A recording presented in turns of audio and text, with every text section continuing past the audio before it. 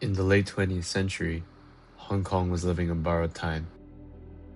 Hong Kong was a community facing an existential countdown. The city operated within a unique socio-political vacuum as the British colony faded for repatriation to mainland China. In turn, this forced its residents to live in a state of suspended political animation. But when Hong Kongers faced the looming trauma, they didn't just look to the news. They looked to the screen.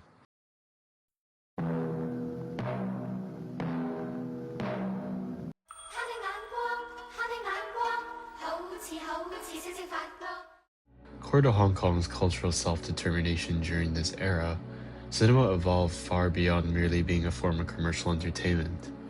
Rather, it began to mirror a community's collective trauma. Local film industries became the primary medium where cinematographers and audiences negotiated their displaced sense of belonging. However, rather than filmmakers retreating into forms of cinematic escapism, they aggressively pushed back against the psychological weight of Hong Kong's geopolitical displacement, seeking a compromise of understanding their own identities. Key to this response is the vampiric Jiangshi, a transcultural product that synthesizes international interpretations of the Hollywood vampire with traditional Chinese folklore and operatic traditions, presenting a hybridized cinematic entity. By analyzing how this hopping monster evolves across Ricky Lau's Mr. Vampire franchise, we uncover an escalating psychological map of a nation trying to survive its own inevitable assimilation. But before this creature became a vessel for contemporary political anxiety, it was born from a much older, literal journey of the dead.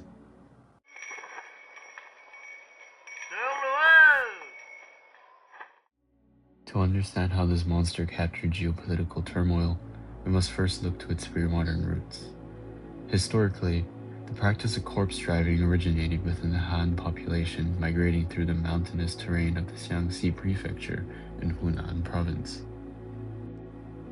The practice was deeply rooted in Confucian values, where it was considered a spiritual imperative to return the dead to their native land for proper and sound burial, a necessity to ensure good feng shui for the deceased's relatives and bring fortune to their familial lineage. Specialized practitioners named corpse walkers were hired to transport the deceased stranded far from their homes, safely bringing them back to their native soils to be interred correctly. To prevent the decomposition of the deceased, corpse walkers undertook their journeys solely under the cover of night, ensuring that the ambient heat would not hasten the degradation of the dead. On these journeys, due to managing multiple bodies, corpse walkers would bind the deceased vertically onto long bamboo poles that were tucked under their arms. As the porters walked, the rhythmic flexing of the bamboo created the haunting illusion that the corpses were autonomously hopping homeward.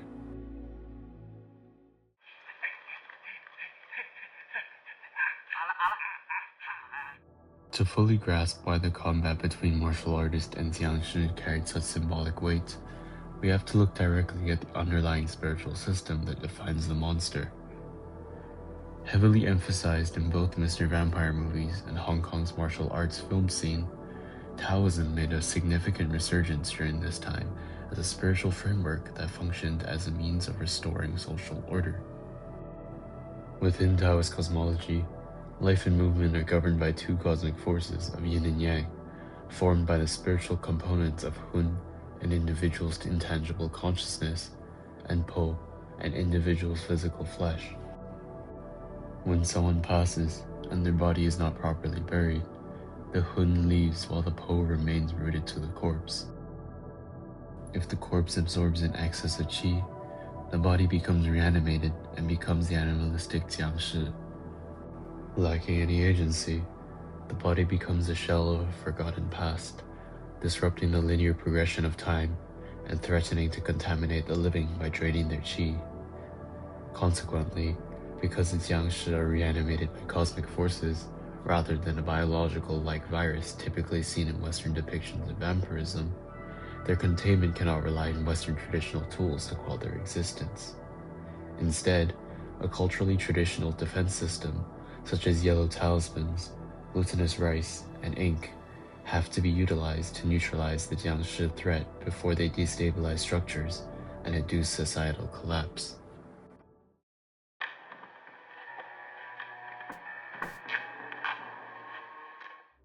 As the 1984 Sino-British Joint Declaration regarding Hong Kong ownership brought the triangular relationship of Britain, China, and Hong Kong to a climax, the Jiangshi rapidly adopted an identity far beyond these rural folkloric roots.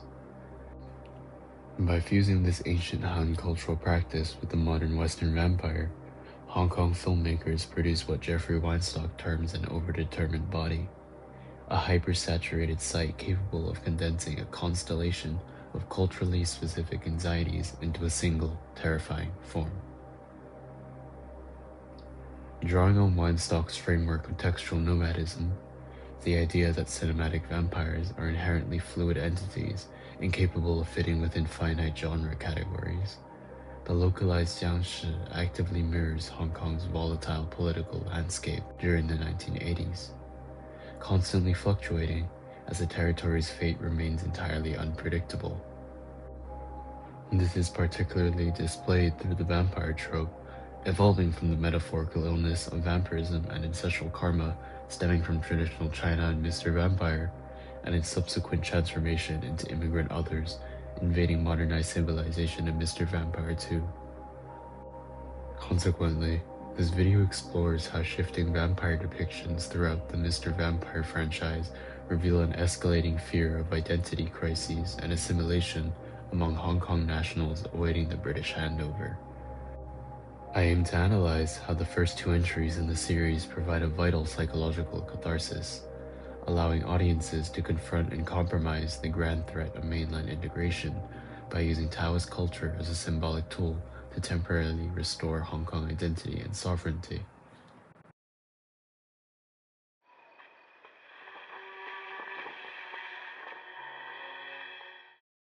Mr. Vampire is a horror comedy that was released in 1985 and was directed by Ricky Lau.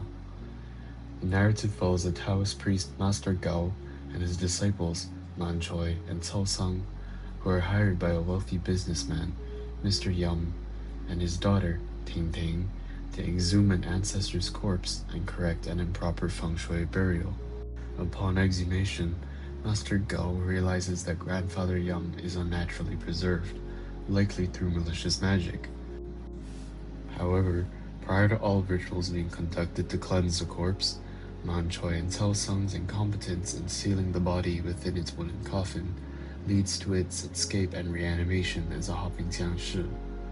Consequently, the Jiangshi goes on a rampage at the Yum household, murdering Mr. Yum before disappearing into hiding. This tragedy leaves Master Gao to navigate a chaotic multi-front crisis, which includes being framed for the murder by Ting Ting's cousin, treating Man Choi's infection at the hands of Mr. Yum, and rescuing Cao Sang from the seductive clutches of a female ghost. After diminishing these threats, Grandfather Yum returns once more, and an extravagant high-stakes martial arts showdown is undertaken at Master Gao's temple, utilizing countless Taoist tools to finally incinerate the Jiangshi and restore order to the village community. In Mr. Vampire, the Jiangshi functions as a visceral metaphor for the internal threat of the 1997 British handover, where the illness of vampirism represents the threat of Chinese assimilation, eroding Hong Kong's cosmopolitan identity, established through its occupation by Britain.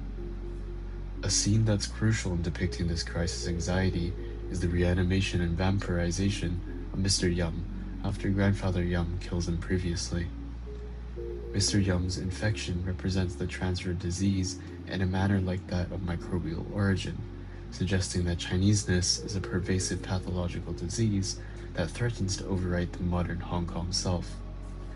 This framing configures the Jiangshi into a disease of assimilation, furthered by the metaphorical representation of the generational inheritance of the infection.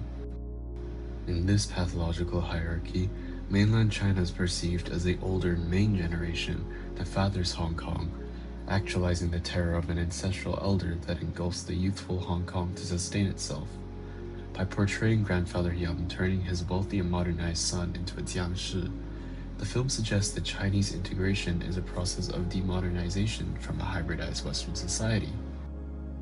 Through this dynamic, the Hong Kong progeny forcefully inherits the Chinese father's socialist framework, a transition that compromises Hong Kong's capitalist and cosmopolitan identity with what they deem as an inferior, backwards-thinking system. Furthermore, beyond the biological threat, the Jiangshi is utilized as an overdetermined body that harnesses aesthetic anachronism and slapstick comedy to alleviate the dread of this forced assimilation. This is most apparent in the sequence where Man Choi and Ting Ting hold their breath to avoid the Jiangshi's detection, creating a stark juxtaposition between the stiff movement of the undead and the fluid martial arts of the living. This contrast emphasizes the political incompatibility between mainland China and Hong Kong, furthered by the Jiangshi's adornment in Qing dynasty attire, which harkens to an authoritarian relic of ancient China that threatens to stifle Hong Kong's modernity with Manchurian rule. Furthermore, the Jiangshi's animalistic hopping evokes Henry Bergson's theory on mechanism, a theory which entails that movement through lifeless bodies is inherently depicted as comedic in nature, transforming the incomprehensible existential crisis of the 1997 handover into a form of intelligible humor. This comedic minimalization of the handover anxiety facilitates a psychological catharsis, enabling the audience to process and contain the ancestral tensions that otherwise pose a threat in overriding Hong Kong's cosmopolitan identities.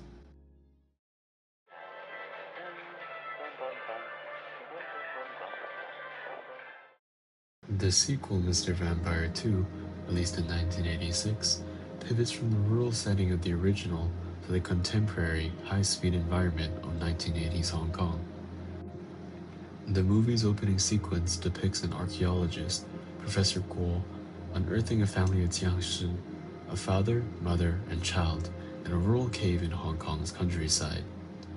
Intent on selling the Jiangshi on the black market, the archaeologist and his assistants transport the family back to their archaeological workshop, where their carelessness leads to the removal of the incapacitating yellow talismans, setting the Jiangshi free in the city. The narrative then splits into two separate and eventually converging stories. The child Jiangshi, nicknamed as Okzai, is found and hidden by children from the Hu family, forming a sympathetic alien-like bond between Okzai, Chia, and her brother, children from the Hu family. On the other hand, the parent Jiangshi frantically searched for Okzai across modern Hong Kong, harming and destroying along the way. To contain this progressively dangerous threat, Taoist master Lum, his daughter Gigi, and his martial artist son-in-law Yan embark on a quest to subdue the Jiangshi. The film culminates in a climax where the Jiangshi reunite, yet cause a chaotic confrontation within the dense community of Hong Kong, forcing the Taoist protagonists to perform a series of efforts to contain and defeat the Jiangshi, eventually restoring order to the cosmopolitan metropolis.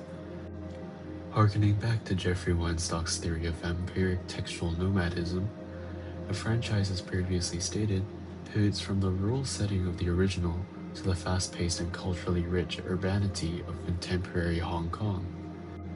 This shift illustrates the evolution of the Jiangshi from representing a localized pathogenic force into a literal migrant other whose presence reflects an escalating anxiety, not compromising only a metaphorical infection, but of being physically invaded and displaced by mainland Chinese. The evolution of the Jiangshi is depicted early in the film, where Mr. Hu explains a news report on the arrest of child Xiu Yanse, or illegal immigrants. By juxtaposing the hidden adolescent Jiangshi with the televised stowaway children, a direct parallel is established between the Jiangshi and the influx of illegal mainland immigrants who by the late 1970s were scorned as economic and social burdens within Hong Kong society. This reconstrues the Jiangshi into a tangible invading force whose presence hinders Hong Kong's rapid expansion.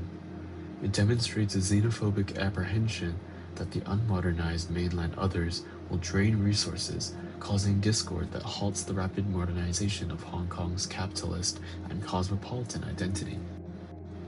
Moreover, the aesthetic presence of the Jiangshi within a modern landscape serves as a visual representation of mainland China's perceived resistance to modernity.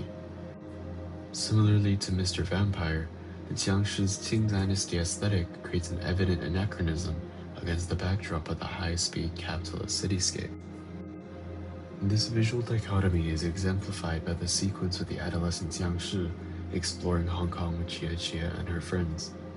Despite being cloaked in a headscarf and sunglasses to acclimatize to the environment, the Qing garb and rigid hopping maintains its fundamentally other status, incapable of keeping pace with Hong Kong's development.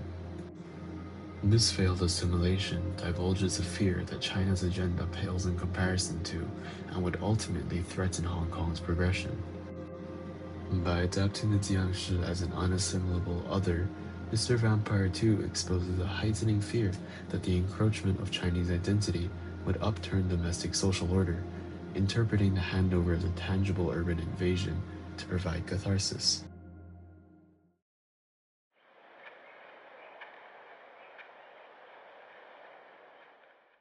Central to the cultural negotiation of the Jiangshi is Taoism and the Sifu, otherwise known as the Taoist master, a heroic figure whose expertise in Maoshan rituals provide a reaffirmation that the Hong Kong society can protect itself from invading others.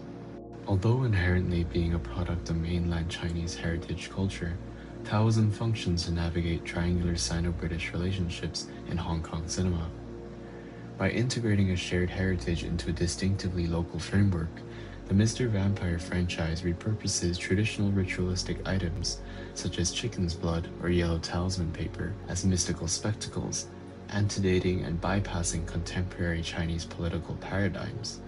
This selective adoption of ancestral values allows Hong Kong to establish a cultural legitimacy that functions as protection against incursions of modern China through the Jiangshi, utilizing traditions to oppose contemporary political integration. This cultural adaptation enables the Sifu to act as the primary guardian of local Cantonese identity, rejecting British colonial influence by expressing strong Chinese heritage, while simultaneously refuting the political ideology of mainland China by defeating the Jiangshi. The Sifu's practice of martial arts restores the social order, having the expertise represent a local agency that fends off colonial law with an autonomous and disciplined Hong Kong body, managing its own histories. The re-emergence of the Jiangshi figure in the Mr. Vampire franchise echoes another one of Jeffrey Weinstock's principles regarding vampires, that the vampire always returns. This cyclical reappearance suggests that the threat to Hong Kong's autonomy remains a persistent looming crisis, where even localized traditional tools can only provide a temporary reprieve. The Taoist practitioners hence inhabit a liminal third space, asserting an identity too traditional for the modernized British colonizer, yet too independent for China, using their shared culture to resist rather than embrace integration. Therefore, by having the Sifu subdue the Jiangshi, Taoism symbolically validates Hong Kong's rights to a unique and hybridized sovereignty, providing psychological catharsis where traditional culture is only selectively embraced when preventing the total obfuscation of Hong Kong identity.